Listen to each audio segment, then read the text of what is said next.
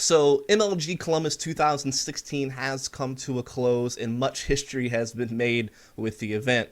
Of course, before the event even started, it was quite a moment for CSGO, as we saw it being our first major featuring a $1 million prize pool, as well as the first major on North American soil. Once the event was underway, much history was added to that, as we had North American teams making it to the playoffs for the first time in quite a while. The last team to have done so was Cloud9 back at Cologne 2014, so almost 2 full years of no NA teams making playoffs, and we finally had it happen here at Columbus, which was doubly important because it was a major North American soul, so that kind of added to the storyline. Of course, it was also the first time we've ever had two North American teams make it to the playoffs at the same time in a major, and with Liquid making the semifinals, it was the first time since 2013, the original major, DreamHack winner, where Complexity had made the semis, that we had a team make the semifinals, making Hiko the only North American player to have made two semifinals at a major. And of course, this was CLG's first time making the playoffs, so all those players now have a playoff appearance under their belts for kind of a new group of North Americans being able to hit that goal. And, of course, Luminosity made a lot of history at this event as well. The first non-European team to win a major, the first South American team to win a major. And, of course, this was their first title, period. I mean, they had plenty of second place and top four finishes leading up to Columbus, but they had never actually won an event. And what a better way to do it than by doing on the biggest stage that CSGO has seen thus far. Against some, pretty good competition, of course. And we had a lot of other crazy things happen throughout the event. Fnatic going out much earlier than anticipated was probably one of the biggest storylines. Some crazy upsets in group play. All kinds of things came out of this event. But what I want to do with this video was kind of take a look at the non-European teams, which also happens to be all the teams that come from the Americas. So Luminosity from Brazil. Then, of course, we had Splyce, Cloud9, CLG, and Liquid all from North America in attendance as well. And I kind of want to take a look at what they were doing leading up to the event, what actually happened at Columbus, and kind of what it means for each team's future, and just kind of go that route. So without further ado, I'll begin with Splyce. So this is the American team that got eliminated in group play, the earliest, I guess you could say. They, of course, made the major in kind of a Cinderella story, right? I mean, they were a team that didn't even qualify for the major qualifiers because, of course, they were unable to make it in the minor. They lost in the finals there, I believe, to Enemy. Then whenever they played in the online LCQ, they got beat pretty early in that tournament by, I think, Tempo Storm, who was the one who eventually won that event and got a spot for the major qualifiers out of that. So at that point, Splyce thought their story was over, right? But what happened was, of course, Mongols were unable to attend the event due to visa issues. I think they also tried to get Chiefs, the Australian team. They couldn't make it either. And so it came down to Splyce, basically because they had got a second place finish at the minor for the Americas. So they just, very last minute get invited to the major qualifier. They show up, they upset CLG on a very close game on Cash, and then they go on to beat what was formerly Vexed. I think they go by AGG now, I'm not 100% sure, but they beat them on Mirage and they got a spot to the major. So this was crazy. We had a new group of North American players making their first major, and obviously a lot of rewards come with that, right? There's the exposure factor, more people now recognizing who you are. Maybe a lot of people didn't even know who these guys were prior to this, so it certainly kind of takes you up a notch as far as the clout that you have, or the reputation that you have in the scene. And also, obviously, the sticker money, all these different things, permanently branding your team in the game for, ever, that their stickers are always going to be there. The prize money that they got guaranteed just for making the major, all these different things, right? Great rewards. And so there's a lot to be proud of just by making the event itself.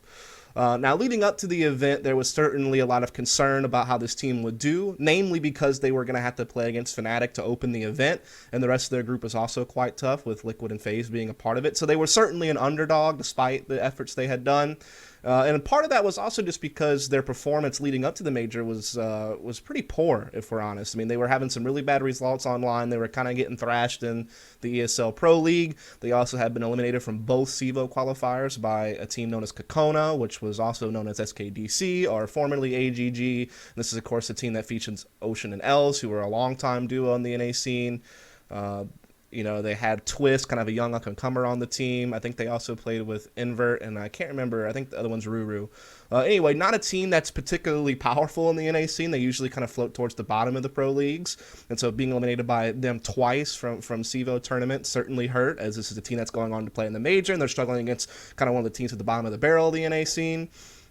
So it wasn't looking good for them. And then they show up to the major, and of course, it kind of goes as expected. They get, destroyed by Fnatic in the first map on Train, 16-5. They had a decent start, and Davey actually had some pretty decent moments with the op on Train, but otherwise, they were handled, fairly quickly by Fnatic. And then they went on to play FaZe in the elimination match, as FaZe had lost to Liquid, which we'll talk about later. And they get wrecked on here, too, 16-2. And there's really not much to touch on from these two games. I mean, short of some good moments from Davey in a couple of these games, as well as Arya having a couple of moments on Inferno that looked okay, they just didn't perform really well. And I mean, I guess it was to be expected. Again, they're going up against teams that are, ranked in the top 5 of the world, and Splyce is, probably at best, like a 6th place team in North America, maybe even ranked less than that. I'm not really sure where you'd put them.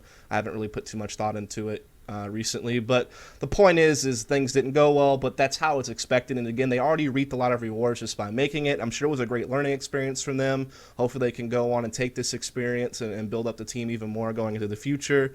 And so they can be proud that they made it. It's crazy that they even got there in the first place, but again, there's not too much to read from the event itself, actually looking at Splyce, so we'll just kind of leave it at that. So now we'll look at Cloud9 next. And this is another team that gets eliminated in the group stage, though I guess they make it a bit further. No, I guess not really, actually. They lose in 2 best-of-1s just like Splyce does. So I guess they kind of sit even to Splyce, so to speak. Coming into the event, there was obviously lots of news around Cloud9 because they had lost Sean Gare, so I guess that was some time ago. They added a little bit more firepower with Stewie 2K. And the point here becomes is that skill is now the new backbone of Cloud9 rather than this expert strategy that Sean was able to implement. So it becomes a new style of team. You got nothing trying to in-game lead. And it was a rough ride at the start. I mean, their debut at the game show Global Esports Cup, was definitely not a great debut. I mean, they took a map off of G2, I think, and played them close in a couple other maps, and they beat this Method team that was using stand-ins, but otherwise, it didn't go so well, right? Then in the Katowice qualifier, they get beat up by Tempo Storm, as many North American teams did, and so they didn't get to qualify for that LAN event, so that was kind of a hit. They also didn't qualify for DreamHack Malmo because they lost to CLG in one of the finals of that bracket, as well as losing to Tempo Storm again. And then, so yeah, I mean, things just weren't going well for them online for a time. But then they show up to the qualifier for MLG Columbus, and they actually do make it. They do lose to Gambit, but they're able to come back and beat Dignitas in what was, an upset game in my opinion, as Dignitas has been, a decent European team. We even had some great events like a DreamHack Leipzig and stuff, but they started to slow down lately, and Cloud9 able to take advantage of that and get a win there. And then they beat Renegades 2-0. Wasn't a pretty win, but they got the job done regardless. I think it was a 16-14 game of Mirage, and they won in overtime on cash. So definitely a grind, but they got the job done, and they made it to the major.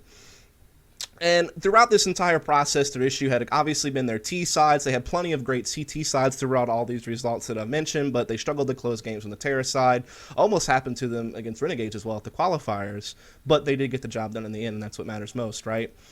And since then, since the major qualifiers, things had begun to improve for them in online play leading up to the major, which led people to believe that maybe there was some hope for Cloud9. I mean, Nothing was starting to adjust a little bit more to his in-game leader role. They brought in Urakanji, who was, a pretty popular in-game leader in the North American scene. He did some leading in 1.6, did some leading for a team called Manajumas in CSGO a while back, which is actually the team where Shroud came from. Desi was also a part of that team now on Winter Fox. He definitely had a little bit of a reputation. I would say a pretty good reputation as an in-game leader and a smart guy, but he's in dentistry school, I believe. Maybe he's actually a dentist now. I'm not sure which is the case, but he has a big obligation, which means he can't really help full-time. Obviously, he wasn't at the major, but he had been helping this team, coaching them in some online tournaments, and I'm sure helping them prepare for the major at least. And with his help, you could see that Cloud9 was improving. I mean, their play style was still the same. They still were this aggressive team that relied a lot on skill and firepower rather than, the slower, more methodical play. They had these, more execute-heavy ideas about how to play the game. And what happened though was with I think Urakanji's help and with nothing adjusting was they were just able to better get everyone on the same page. Their timings were getting better on their executes. And they were just making the tweaks and adjustments they needed to just be better at trying to do this aggressive style. Instead of someone flashing themselves through a smoke by themselves and just, doing these very individualistic plays, you could see that now they were better syncing up how they were peaking, how they were actually trying to push into a site. And things were working out. Their T-sides were getting better. Particularly on a map like Train, that was a big map where things were getting better. They were getting their cash back on point. Things were looking good, and you could see this from watching how they were starting to get some better results in the ESL Pro League. They won the iBuyPower Spring Invite by beating Liquid in the finals and having a good run throughout the tournament, and they also qualified for DreamHack Austin in the process as well. So they were really starting to get some things going for themselves, and they looked like they were an improved team. They were starting to build up some hype. They seemed to be turning things around a little bit.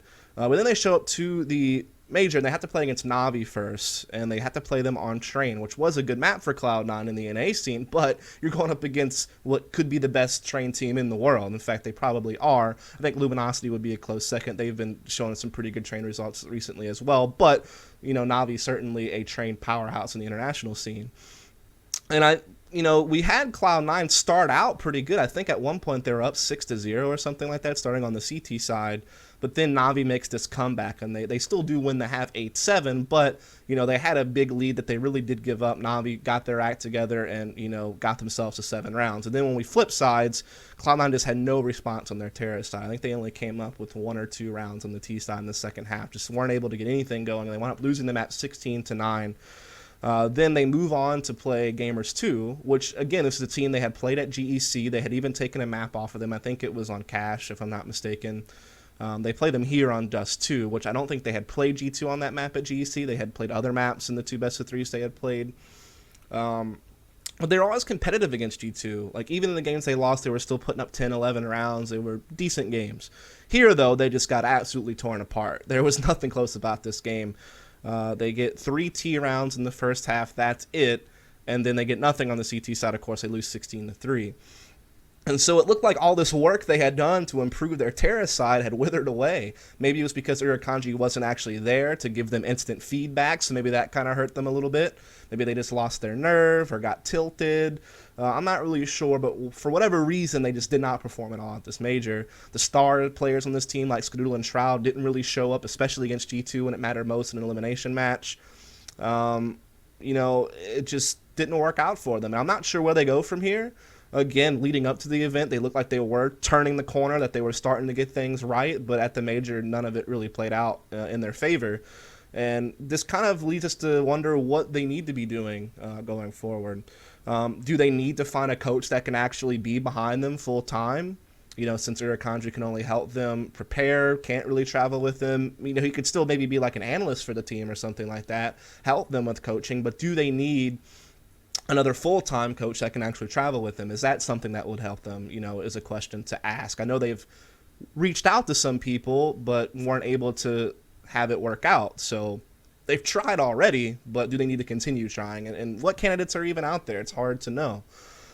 Is that the solution? Is switching in-game leadership a solution? Is nothing just not cut out for it? That's another question to maybe ask. But who do you use? Is there someone already on the team who is going to be capable? I mean, no one on that team has a track record of in-game leading, so it would be hard to know if anybody secretly could wind up being a really good in-game leader or not. Do they simply just need more time to work things out? I mean, the roster is only a couple of months old. There's all kinds of questions to ask, and I'm not sure what the answers are to these questions, but obviously the major didn't go anywhere near according to plan for them. Of course, they were in a tough group. They had G2, Virtus.pro, and Navi in their group. It was going to always be difficult to advance, but I think based on what we were seeing, we were hoping for them to be a little bit more competitive than they were, rather than just getting thrashed by G2 in such a one-sided fashion. And so we'll just have to keep our eye and see what's going to happen. I'm not sure if roster changes are on the horizon or not. I'm not sure what to really talk about here with Cloud9. It's been kind of a roller coaster ride with lots of ups and downs and mixed results, and so it's really hard to peg them. But certainly things are worrisome. There certainly is some things to be concerned about, and we'll just have to see how they treat it going forward. So the next team we'll talk about is CLG, and this is actually a team who made it to the playoffs, and this was of course, new milestone for them. So, already props to that. They, of course, made some changes themselves coming into this year. And they've had a pretty good debut at the GameStone GEC, where they had won their first big best of three against a top European team by beating G2 there. Once they got back into the North American scene, they were certainly struggling. They are pretty much already out of contention for the playoffs for Season 3 of the ESL Pro League, for example. They also even barely qualified to, make the major, as they lost to Splyce, you remember, in that group play, and they really had the grind against that former Vex team in a best of three to get a spot. It wasn't an easy ride by any stretch of the imagination, so definitely had some struggles here. They were looking a little bit rough. I would say right before the major, we did start seeing them finally pick some things up. They had beat Tempo Storm a couple of times in the iBuyPower Cup, I believe, the Spring 2016 invite, as well as by beating them to make the finals of the current SIVO qualifier bracket. So they were starting to get a little bit of things going in the NA scene. And they also qualified for DreamHack Malmo by defeating Cloud9. So they had a couple of things going their way, starting to turn the corner a little bit, but still were certainly showing some signs of struggle. From watching them play, they looked great tactically. In fact, with all the issues with leadership with Liquid and Cloud9, they seem to be the best tactical team from the North American scene. They had this great system that PETA helped develop, and he leads the team. He is their primary source of strategy, and he does a good job. We've seen some roles kind of change on the team where, Cutler's become kind of a lurker. He actually lurks on most maps, and he's doing pretty well. He still seems to be fairly consistent, which was always kind of his strong suit, was being like a consistent middle-of-the-pack guy on the team that would normally be second or third on the scoreboard. JDM, of course, still a great opper for this team. I know his impact goes down when he has a rifle, but usually he is able to get ops because the team make the sacrifices to make it happen. And he has a huge impact when he has the op in his hands. He might be the best opper in North America, in fact. With Skadoodle kind of quieting down a lot over the last 4 to 6 months. So they still have that powerhouse there sitting on the team. Tarek has moved to more of a peripheral role. He seems to be performing better from that role. I mean, he still is involved on some executes, but he is playing the perimeter of the map a lot now. He is the guy lurking B tunnels on Dust 2, or playing in the squeaky door on Cash, which can be kind of a secondary entry position as well. He also lurks A on Mirage and all these different things. So he's kind of playing the edge of the map, but he still is involved in executes. He still is a bit aggressive, right? Though he can sometimes turn to a lurk depending on how the execute goes. So his role has kind of changed, as he used to always just kind of be right behind Hayes as a secondary entry. That's now kind of Fugly's new role, who used to be a perimeter player for Liquid and other teams, but now he seems to be a more primary focus when it comes to executes. He seems to be a lot more involved there. So a lot of role changes on the team, a whole new system for the team built up with PETA throughout the beginning of this year and even towards the end of 2015. And yeah, they just looked like they had the fundamentals down. Their big problem was getting the individual performances they needed to get results. That seemed to be kind of the problem. But leading up to the event, we did see Hayes actually really picking it up in a lot of the online games that I was watching CLG play. So he was starting to put up numbers next to JDM. Tarek was getting his act together. He looked pretty good at the major qualifiers, and all the online play had always been good. So even though Fugly was kind of struggling and Cutler, it was going to be kind of hit or miss at times, it seemed like JDM, Hayes, and Tarek were actually kind of forming up this trio. So it was kind of interesting to see that Hayes picked up his game, and now he was really fragging next to kind of the two guys from CLG you would hope frag out. So when it comes to the major, they did manage to beat Envy on Cobble 16-8, so a very decisive win. They started it off with a pretty decent CT side of 7 rounds, and then they had a perfect 9-0 run on the Terrace side. It was a great game from everyone on the team except for Fugly. I think Cutler top frag with 28 kills, and the other 3 guys were between 20 and 17 kills, so a pretty tight spread there, though Fugly was kind of the outlier towards the bottom, and he did struggle a little bit, but it didn't matter. They beat Envy handedly. They didn't really need much from him, and so it was a great win. So they go on to play Astralis in kind of the winners best of 1, and here they did get beat pretty severely. They had a decent CT side, but they didn't get anything going on the Terra side. Again, Hayes did actually play pretty well here. No one else really did. But it was okay because there was still a chance. They had the best of 3 to play against Gambit to see if they could make it to the playoffs. And sure enough, they do make it. They do lose the first game on a close match on Cash, but they managed to win Cobble and Mirage fairly comfortably, I would say. Again, great work from the players you'd expect, with JDM and Tarek doing well. Again, Hayes is really keeping up with these guys. He's doing great work in the entry role. I would say Fugly still had some struggles throughout the series, but they got the job done. They won another nice best of three. Maybe not against a top European team like they had done against G2 at GEC, but it was still a decent team they had beaten the best of three, and they were making the playoffs for the first time. So this was progress. It was a step forward. It was a new peak to reach, at least when it comes to the majors for them, especially with some of the issues they were having prior to the event. So this was great for CLG, and they're going to go on to play Liquid in the quarterfinals in an all-NA matchup. Now here they had a very close game on map 1 of Cash, in the sense that it was a close score. They had a big lead, 12-3, coming out of the first half on the T side, so it looked like they might take Liquid on this map. It was looking pretty good for them. JDM was going nuts. Tarek was playing really well. Again, Hayes is doing his thing, and they're just, tactically, they're enacting their will upon Liquid. They're running their slow, methodical default style and finding openings with JDM's op. They were running their heavier executes at times, kind of mixing it up, changing the tempo. They were using the map control to their advantage that Liquid was giving them. Liquid wasn't playing very aggressive. They were playing more passive, and CLG was just, using what they were being given, and they were dominating. But then things changed in the second half, right? They just totally choke out. They wound up losing that half 13-1 to lose the game 16-13. They kind of committed some of the same errors as Liquid. They weren't really getting information. They weren't adding any aggression. They were always playing passive, always playing the angles. JDM's op wasn't nearly as effective as it had been in the first half. And in general, they just weren't performing. So they wound up losing this game. And I think this just kind of put them on tilt, because on map 2 on Mirage, they just got blown out of the water 16-6. They just didn't even look competitive. And yeah, they got knocked out of the tournament. So what can we say about CLG coming out of Columbus? Well, for one, we can say, hey, they reached a new goal. They made it further than they ever had in the major. They seem to be moving in the right direction when it comes to that. They were getting some better performances than other players. Like Tarek, had a rough end of 2015, to be honest. He really only had one good international LAN, I felt like, that year.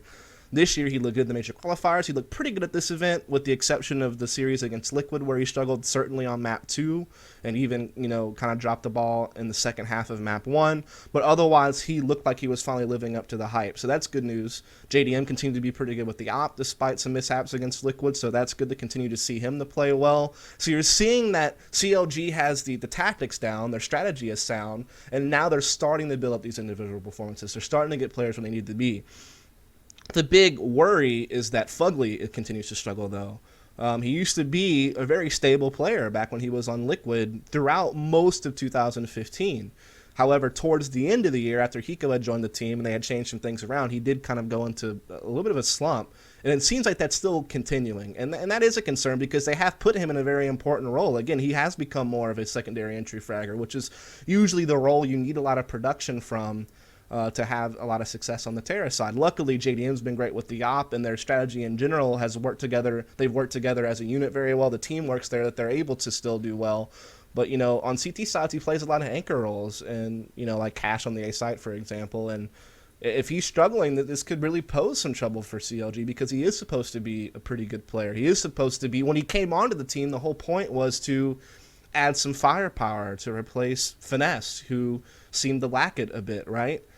So maybe there is something to be concerned with here with Fugly, but otherwise, they seem to build up some players as well in the process. And they still are having some issues with choking, apparently, which had kind of been the classic, theme with CLG for almost all time, which was the struggle to close games. And so that certainly happened on Cash against Liquid here in the quarterfinals, and then they just got blown out the water on Mirage. So there's still some issues with closing to think about as well going forward. But all in all, I would say you could take some positives from this, but there is certainly some things to still be concerned about. And so CLG will have to address those going forward if they want to continue to be a top team in the region. And we'll just leave it at that. So for the last of North American teams is going to be Liquid, the team that made it the furthest, making the semifinals. Of course, coming into the event, they were in a rather odd situation, right, with the roster, as they were having to use a Dren instead of Kusta, and they've been using Kusta in all of their online tournament and league play. They had made the decision to bring Kusta on board as their new fifth and get rid of a Dren. A lot of different reasons for that. Kusta is supposed to be the better opper, the more skilled player, the one that's going to put up bigger numbers. So that was one reason. Another reason was just simple and Dren not getting along. So there was a couple of different reasons why it came to fruition. Obviously, Adren is struggling to perform individually for a while as a fragger.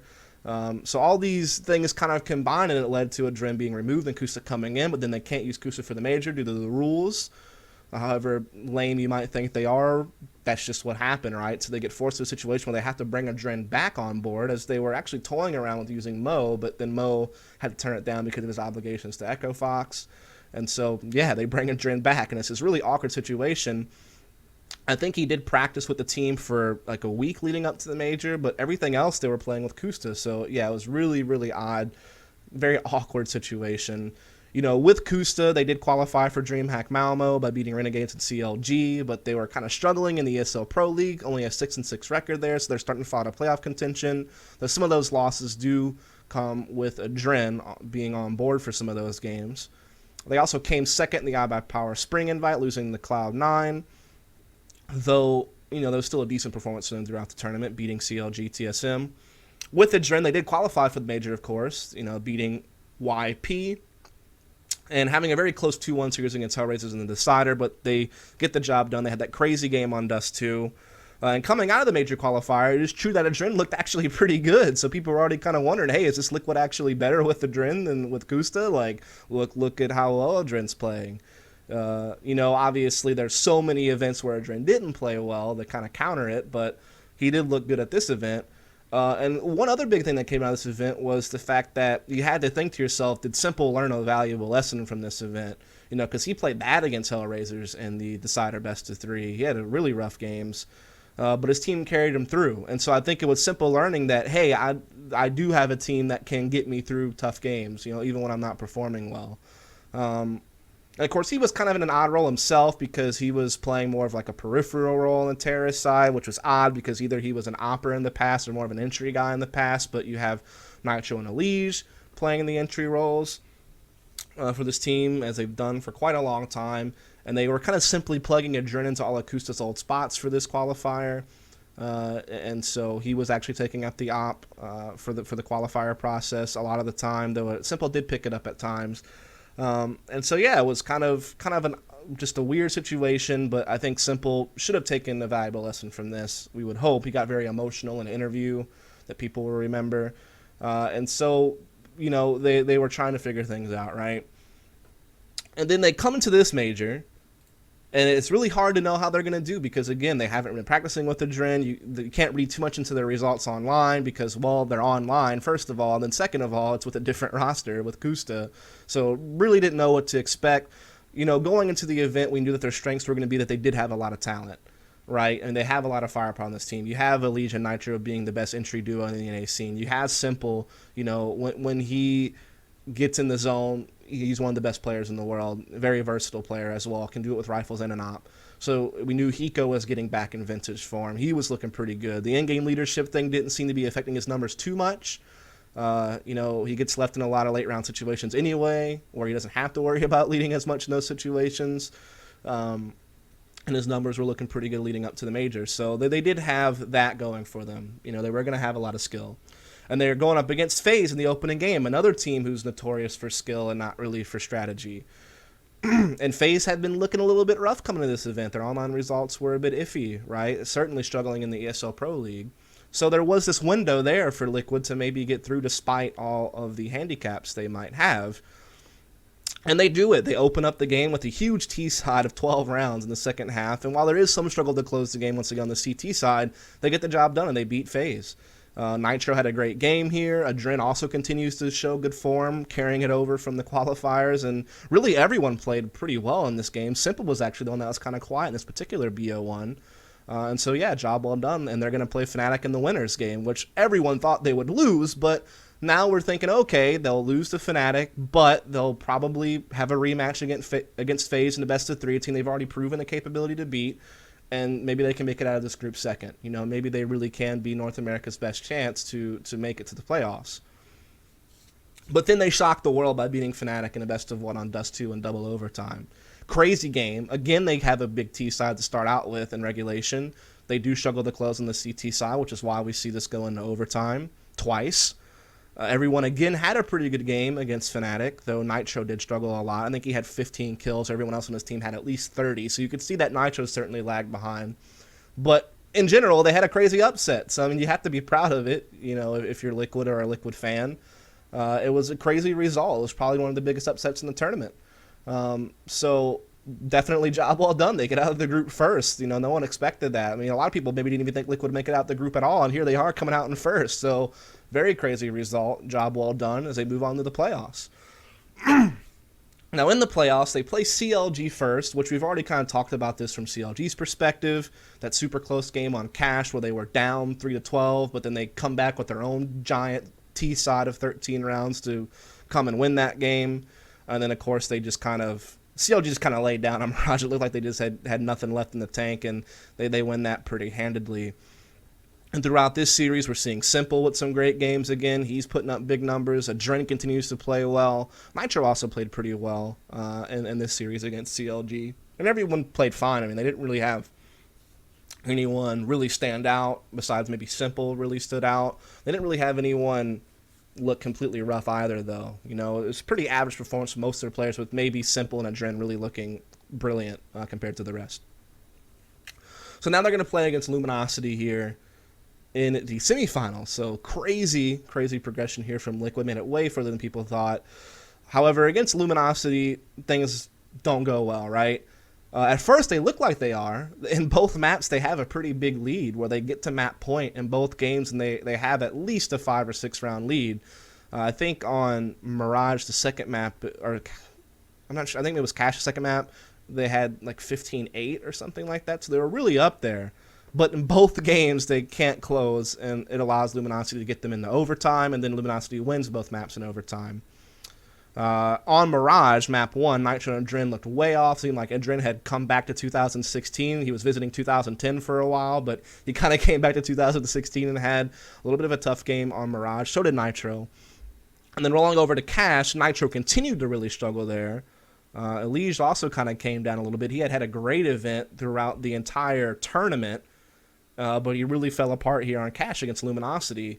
And in fact, it's because of this one map against Luminosity on Cash that he actually goes negative for the event in KD ratio. If it hadn't been for that, he would have been probably like +4, +10, something like that. He was actually doing really well. It's one of his better LAN events, actually. Probably his best international showing. But he definitely kind of fell off a little bit here on Cash, and just in general, the team struggles to close. So that's one thing to look at for this team, is like CLG, Liquid showing some issues on the CT side and showing some issues in closing games. So that's something to think about going forward for sure, is fixing the CT sides. And, just a lot of these players are young, not used to playing on the big stage. So with time, they'll gain experience, and they'll have to just build better mental composure and resilience to be able to better handle closing games like this and dealing with adversity, dealing with a team coming back and being able to get your mind back right, get off a tilt, and close the game. So that's still something to think about. Another thing to think about coming out of this is Nitro struggles. At the end of 2015, Nitro was considered the best North American player. He was certainly the best entry fragger in North America. Really great rifler. Really was showing us some big things 2015 at the end of the year. I would say throughout the early part of 2015, he looked very inconsistent, like Elige. Both players would have their games where they were really strong, but then they'd have the games where they just looked like they were nowhere to be found. But he really seemed to build some consistency at the end of the year last year, and he looked great. And then even opening in 2016, he continued to look pretty good. But it seems like ever since Simple joined the team, there was a moment where he was in-game leading a little bit, and so that took a huge toll on him when it came to his production and the numbers he was putting up. But coming into this event, Hiko was in-game leading.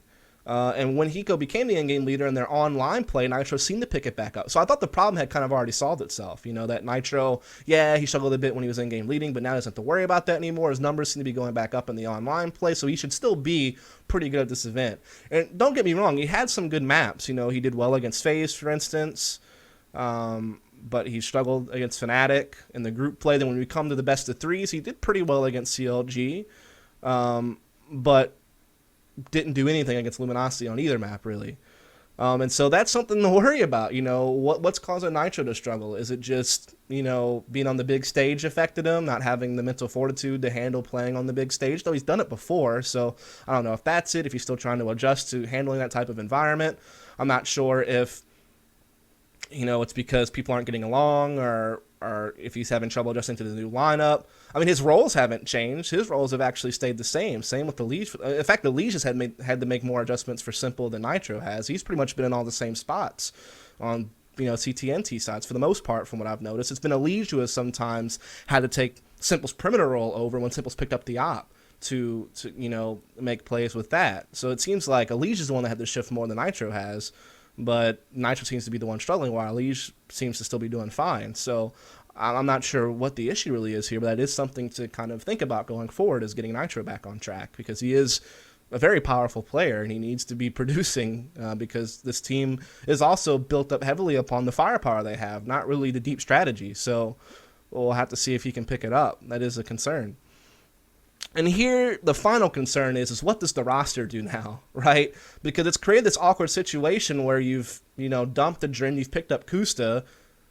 In their online play with Kusta, they had some struggles. It seemed like they were struggling to find a good role for Simple. Even Kusta was having some off games here and there, which was uncharacteristic of him. It was weird. Things weren't working out as well as they had hoped. They had put together this dream team lineup of skill, but they weren't necessarily getting all the results they wanted. They had some good results, don't get me wrong. It wasn't all bad, but we did see them dropping some mats we wouldn't expect them to normally lose.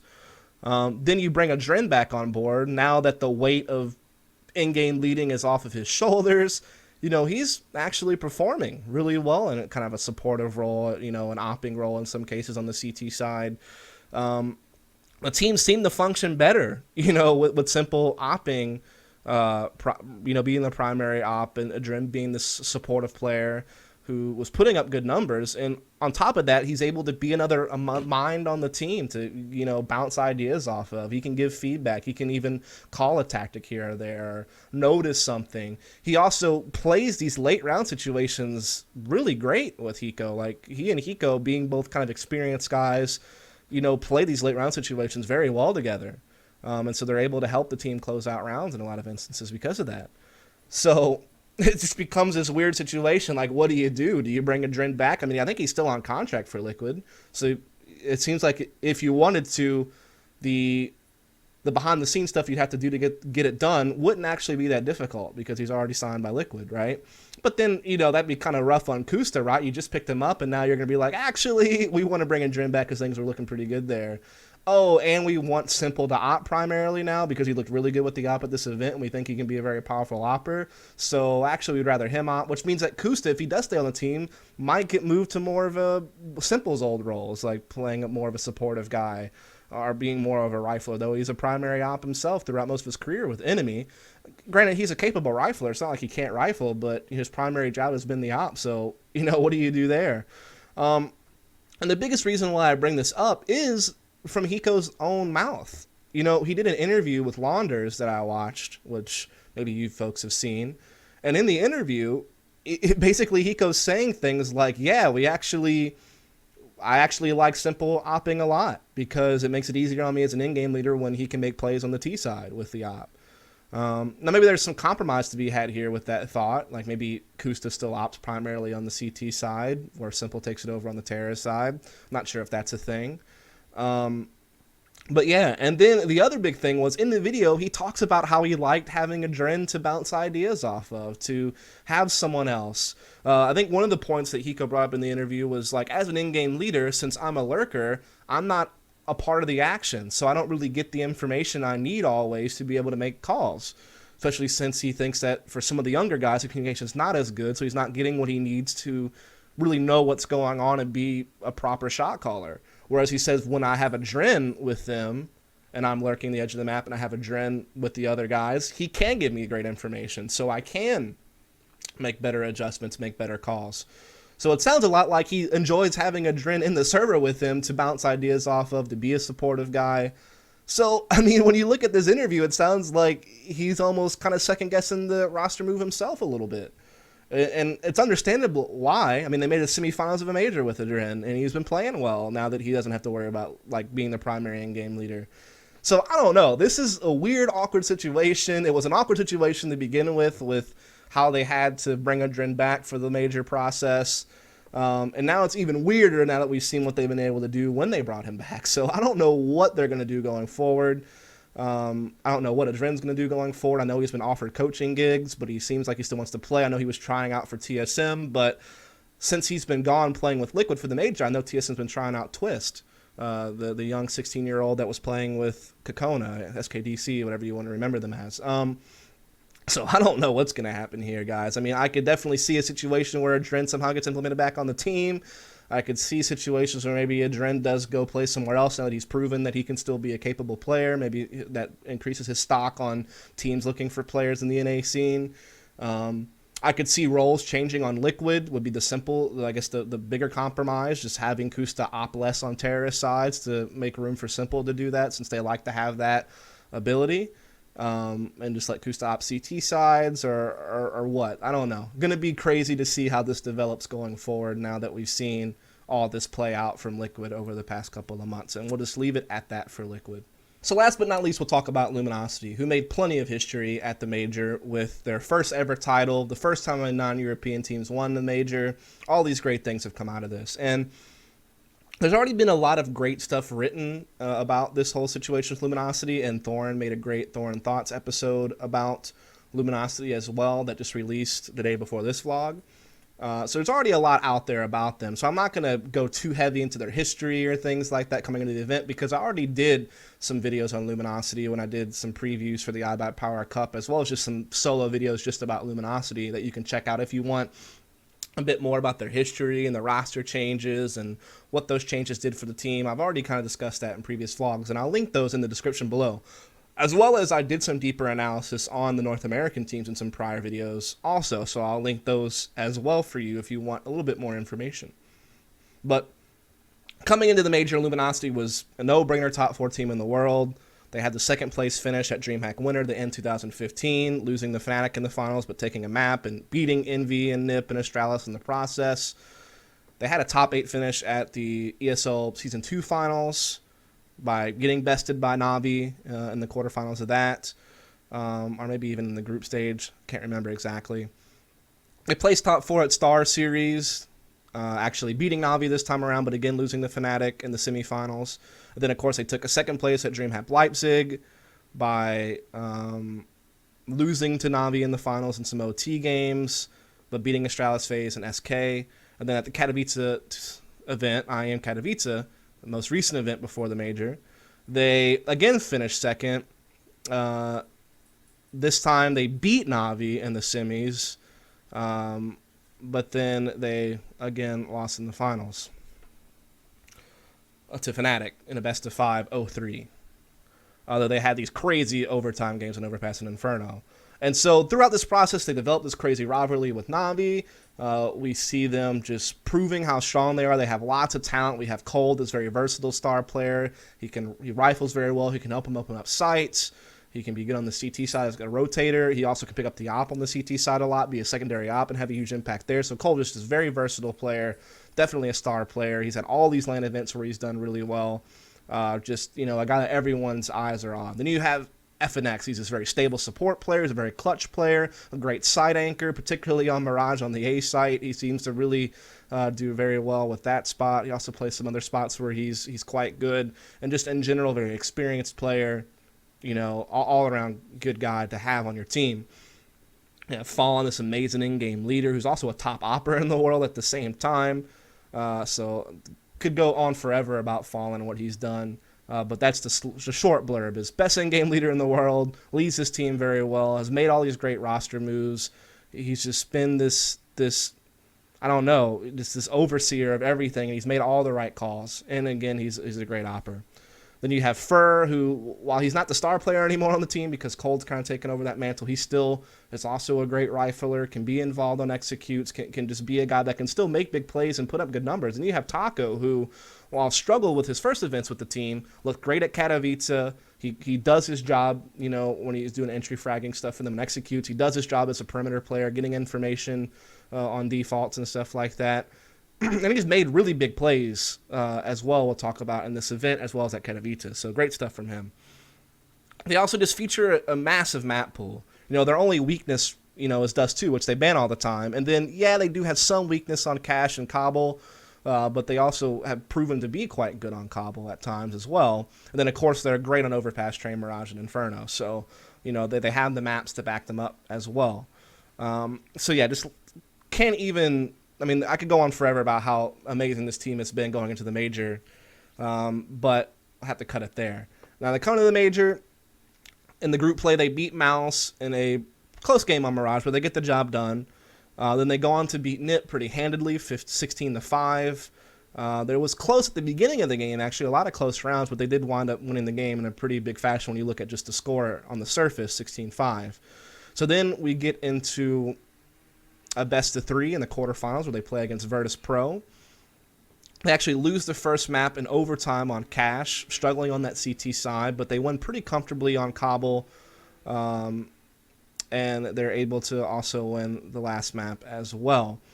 I believe it was Overpass. So, pretty big series here against Virtus Pro, coming out pretty easily once we get into the final 2 maps. Then they go up against Liquid. We already talked about this from Liquid's perspective, where Liquid had a big lead in both games, but from Luminosity's perspective, they're showing great resilience, I think, is what Fallen actually said almost directly. That was kind of almost a direct quote, just saying that this just proves our resilience, which is true. I think this is always great when you can make this type of effort early in a tournament. Some people may look at it and be like, oh man, they actually really struggled to close, to win these games against Liquid, so they're actually looking a little bit shaky. Got to be concerned when they have to play up against a better team. They're not going to be able to make those mistakes and get away with it. And that's true. That's totally a true fact. But on the flip side, what it also shows is the ability to come back, the ability to handle tough situations and stay in the game mentally, play your way out of it, and get the W. That is the true sign of a champion, a team that can deal with these types of issues and come out on top. So I think this win against Liquid was quite important for that reason. It proved to them that, hey, we can come back. We can do this. It helps build mental composure for some of the more inexperienced players on the team. And it just, I think it helps out a lot. And then they go up against Na'Vi in the grand finals, which, of course, one of the biggest rivalries in CSGO history, period. And, of course, I think the biggest rivalry in current CSGO right now over the last, 6 months or so. When these guys go at it, it's so close. All the games have been incredible leading up to this grand final. I think Lurpus threw out some, crazy stats where it was 166 rounds to 166 rounds or something like that. It's just nuts watching these two teams play against each other. So many great games have come out of these two teams when they go head-to-head. In the grand finals on Mirage and Map 1, it was no different. A very close game where Luminosity had to make another comeback like they had to do against Liquid. They only get 4 rounds in the first half of Mirage, but then they come back, they put the game into OT, and they win it. And so just another crazy comeback here from Luminosity. And then on the second map, Overpass, they just destroy Na'Vi. Right? It wasn't even close. It seemed like Na'Vi just ran out of gas, and Luminosity just kind of rolled over them, and then they win the championship. And again, just incredible accomplishment for them. It's their first title, first non-European team with the major. All these different historical moments rolled into one. Just so much significance from how this played out, and just an incredible effort here from Luminosity. To talk about this a bit more, Cold, another great event from him. He went plus 84. The worst game he had was plus 4. Just incredible form throughout the tournament. Continues to prove to be a star player for this team. Proving himself to be one of the best players in the world now, I think. He's had just so many LAN events where he's looked good. And then this event, this was I think Thorin said this is his masterpiece. And it's true. This is the event where he really asserted himself at the top. And if he can continue this form, he will go down in the history books as one of the best players of all time in CSGO if he can keep this up. But certainly he's already made an argument to be one of the best players currently, at least. So great from him. Fallen, he had a big event. I think he went plus 48 or something like that. So he had an incredible event, looking great with the op. I think he was actually a big part of how they came back in some of these games against Liquid and Na'Vi, his op work. He's the one who just shut down Na'Vi and Overpass with the op on the CT side in the first half. And just, an incredible player, all-around great guy. While Cold certainly earned his spot as an MVP, Fallen had to be number 2 in the voting, right? Just what he does for this team is incredible as a leader and as an opper. Then you had FNX in the event at plus 36. He also had, his clutch moments. He had his moments where he was holding down sites by himself. Another big part of some of the comebacks on Mirage that Luminosity had was because of how well FNX was playing the A side of the map on their CT sides, and just, an all-around great player in his own right. And then you have Taco. He went negative on the event, but he had some great plays, including the 1v2 clutch that won the tournament at the end there on Overpass. But he was also a big part with some of his plays on the CT sides, actually, against Liquid and Navi that got them back in games. So he made some big plays, and obviously he looked good at IM Katowice as well. So now he's starting to find his place in the team also. He's starting to find his role in the system better. He's starting to put up better numbers. And it's only going to get better as he gains more experience, I feel like, because he was kind of the younger and more inexperienced player on the team compared to the rest. And so now he seems to be fitting in a lot better. And this team is just incredible. They're certainly a top 3 team in the world, at the very least. Fnatic may still be considered number 1, I think, just because of all the titles they won leading up to the major. Navi's still certainly up there, but I mean, Luminosity's right there. They could be number 2, definitely at least number 3. I think they might be number 2 now, right? I mean, they've beaten Navi the last 2 best-of-3s. They've played against Navi head-to-head, including the best-of-3 to win in the major. So I think that they could be considered number 2 in the world right now. But yeah, they're just an incredible team. I could go on forever about Luminosity, but again, I've already done it in previous videos, and some other guys have already put out some great content about Luminosity recently, so I don't want to go too heavy-handed as this video is already quite long, but I did want to at least add a section about them in this video to talk about just how incredible they are. And I'll just leave it at that. So yeah, a cool event at MLG Columbus, lots of history made, lots of things to think about going forward, but I wanted to talk a little bit about the teams from the Americas, what they did, what this means for their future, and all that good stuff. So yeah, thanks a lot. Hope you enjoyed the video. If you did, please follow and subscribe for more. Again, I'll link in the description below some of the other videos I've done about these teams if you want a little bit more information, as well as the articles that I've written. And so yeah, definitely check that out below as well. So yeah, thanks a lot. See you next time.